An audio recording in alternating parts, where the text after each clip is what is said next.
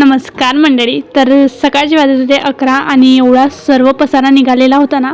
आता हा एवढा पसारा कसला आहे, तर काल तर हॉलचं काम पूर्ण झालेलं आहे, कलरिंग वगैरे.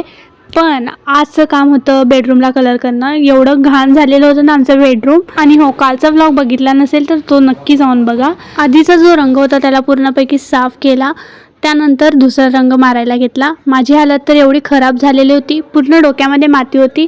चेहऱ्याची हालत ही तशीच खराब होती, तशीच पायाची. माझे पाय तर एखाद्या मजदूरसारखे दिसत होते. आणि माझी बहीण बघा किती मेहनत करते. भैया 2 वक्त की रोटी ऐसी नहीं मिलती, काम भी करना पड़ता है. सर्व रंग काढल्यानंतर आम्हाला ह्या भिंतीला ना डिझाईन करायची होती.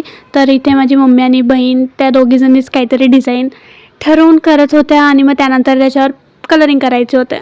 आणि याचा फायनल लुक तर एवढा भारी वाटत होता ना. तुम्हाला कसं वाटतं मला कमेंट करून नक्की सांगा. आणि यासोबतच भेटूया पुढच्या व्लॉगमध्ये. तोपर्यंत बाय.